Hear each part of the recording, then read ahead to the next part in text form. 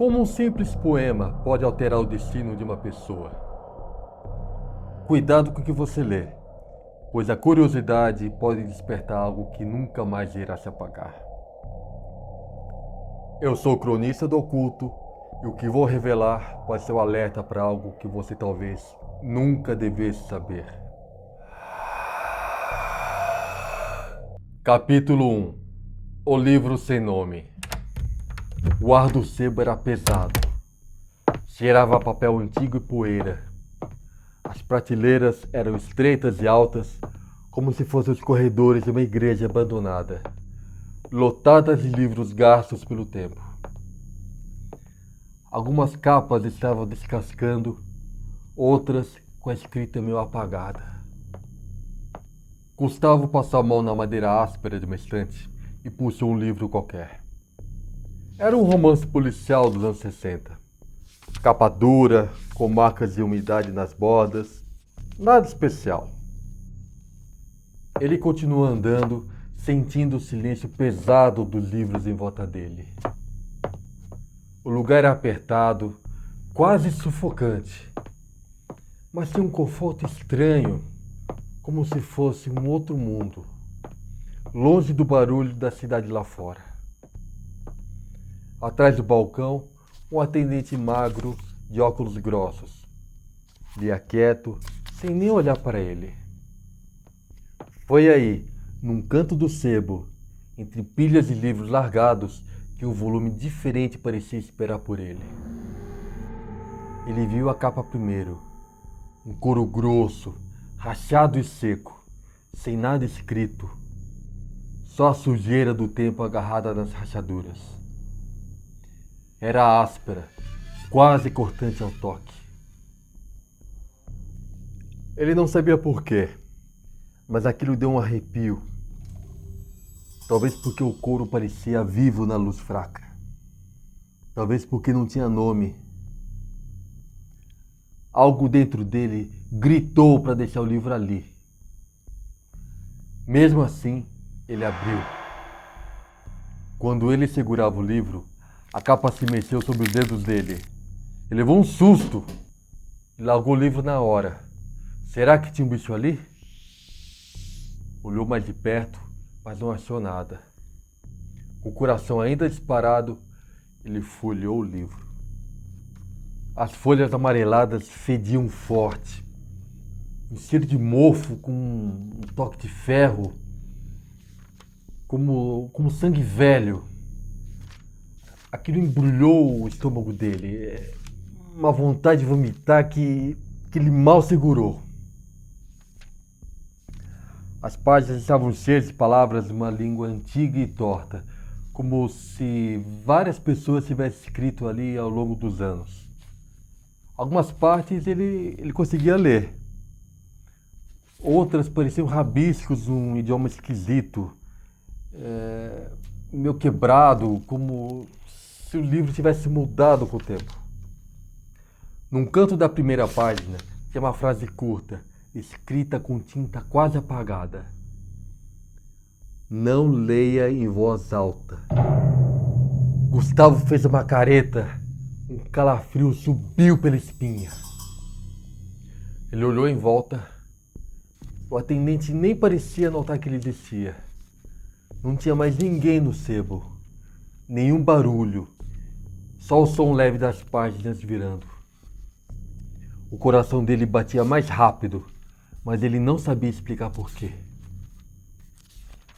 Sem nem pensar direito, levou o livro para o balcão. O atendente pegou o dinheiro sem dizer nada. Quando saiu do sebo, sentiu o atendente olhando para ele pela primeira vez. Mas não era um olhar curioso ou amigável. Era algo mais. Algo como pena. Gustavo deixou o arrepio de lado, apertou o livro contra o peito e foi para casa. Capítulo 2. Estranhezas. No dia seguinte, depois de comprar o livro, Gustavo ainda tentou levar uma vida normal. Saiu cedo para o trabalho, pegou o metrô, deu um oi para um colega Mas tinha algo errado. As vozes em volta dele pareciam vir de longe, como se ecoassem de um buraco fundo. No trem lotado, um sussurro cortou o barulho da cidade. Nas sombras, o tempo se dobra. O peito dele apertou, o coração acelerou. Ele virou rápido, procurando quem tinha falado, mas ninguém parecia nem perceber ele ali. Naquele dia, Gustavo chegou atrasado no trabalho. Os e-mails estavam estranhos, como se eles fossem escritos numa língua que ele não entendia. As palavras bagunçadas, quase virando versos escondidos. E os olhares dos colegas incomodavam. Pareciam normais, mas ele sentia algo por trás deles. Um peso, um julgamento que ninguém falava. Na hora do almoço, ele não comeu nada. Só ficou olhando o reflexo no vidro do restaurante. Por um segundo, os olhos do vidro não eram dele. Eram fundos, escuros, vazios demais. Gustavo nunca mais voltou para o trabalho. Chegando em casa, ele pegou o livro empoeirado e começou a folhear as páginas mofadas. Achou um papel dobrado no meio delas. A letra tremida parecia coisa de alguém desesperado. Sem nem pensar, ele leu em voz alta. Nas sombras o tempo se dobra. Nos olhos da noite ele sobra.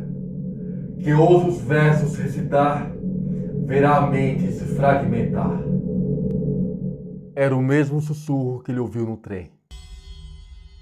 Naquela noite, tudo mudou. O sono virou um pesadelo sem fim. Ele sonhava com corredores apertados que não acabavam nunca. As paredes se mexendo sozinhas. Vozes sussurravam o poema, cada vez mais perto, cada vez mais claras. No escuro, os olhos se abriam, olhavam para ele, esperavam.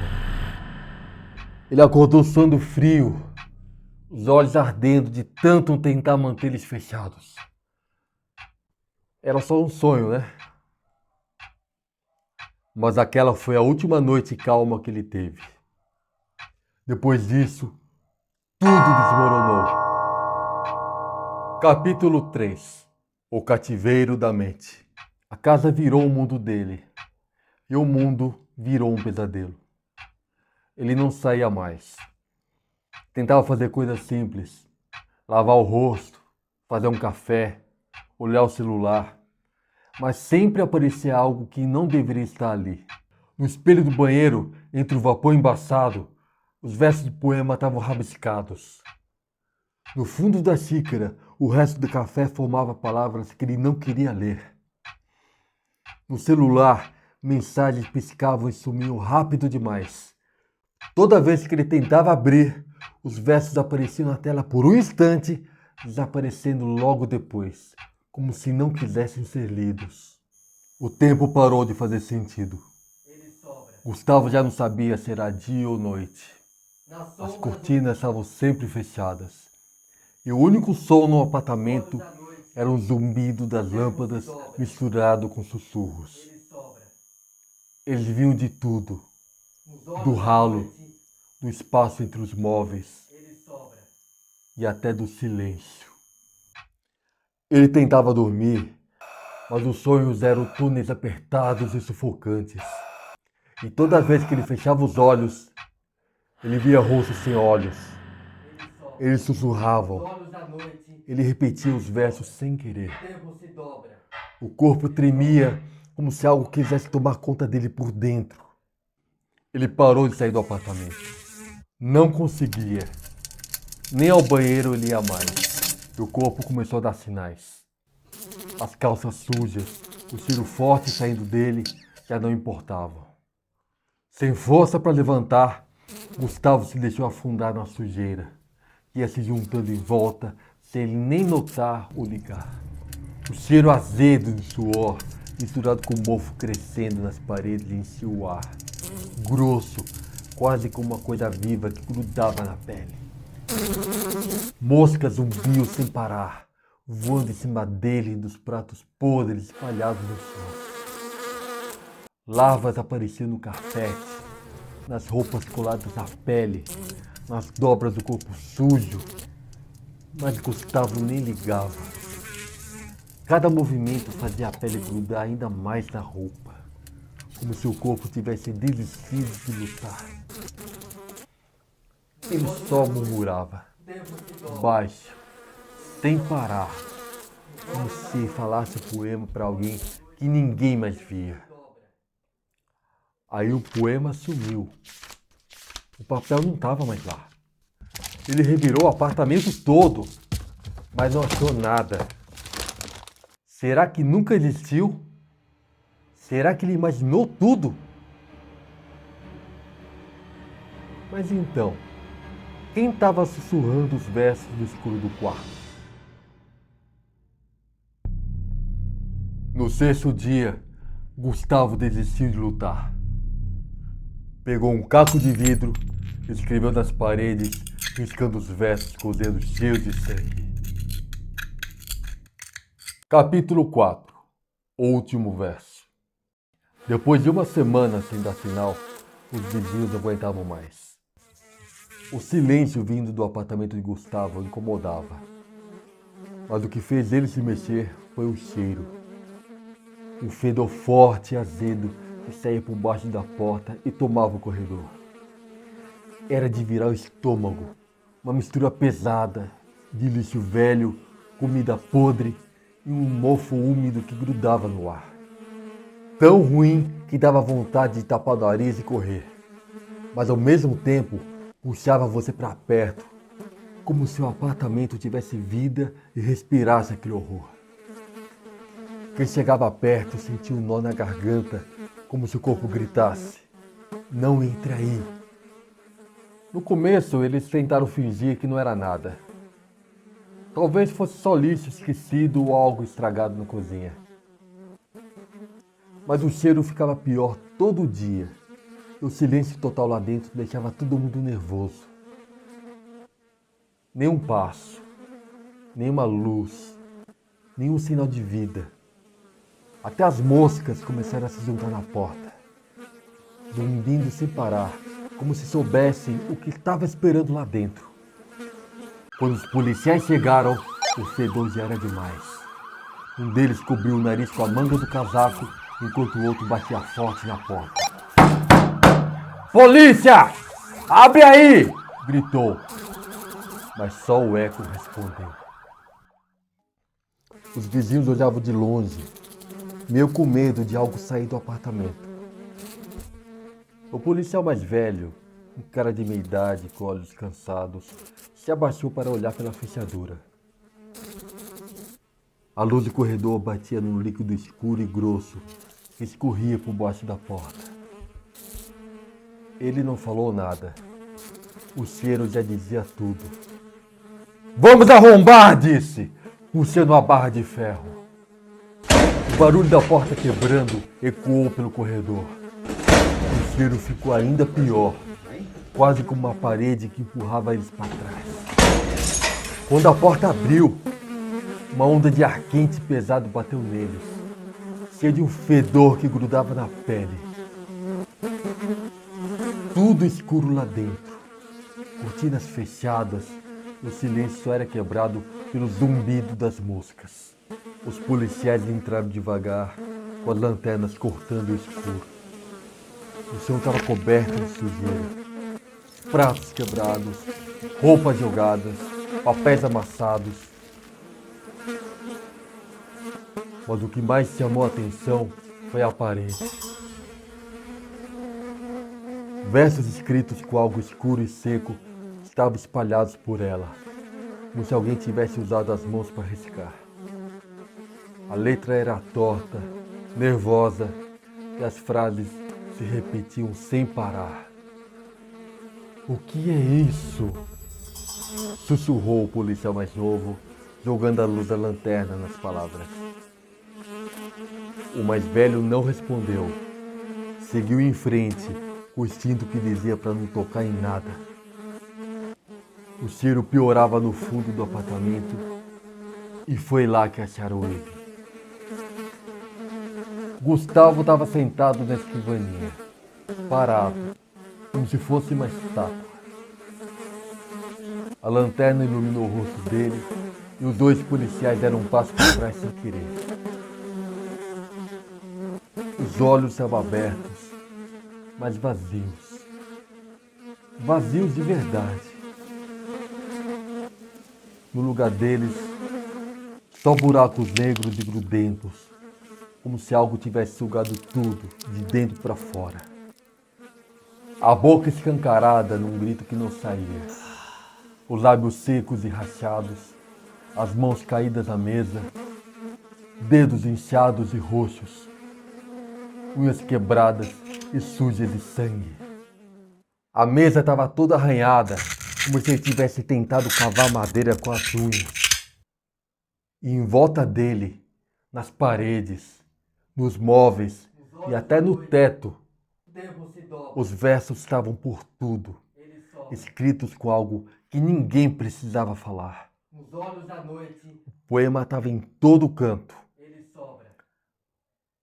mas tinha uma parte nova, riscada com mais força, como um aviso final. Os olhos que veem demais já não veem nada jamais. Os policiais se olharam, mas ninguém falou nada. O silêncio ali dentro era pesado, como se o ar tivesse algo que não dava para explicar. No fundo, os dois sentiram a mesma coisa. Uma presença. Algo que olhava para eles em um lugar que ninguém podia ver. Gustavo não estava mais vivo. Mas e o poema? Onde ele estava agora? Quem seria o próximo a achar ele? Enquanto os policiais se preparavam para sair, o mais novo, sem nem perceber, murmurou os versos à parede. Nas sombras, o tempo se dobra. Nos olhos da noite, ele sobra. Quem ousa os versos recitar, verá a mente se fragmentar. Os olhos que veem demais, já não veem nada jamais.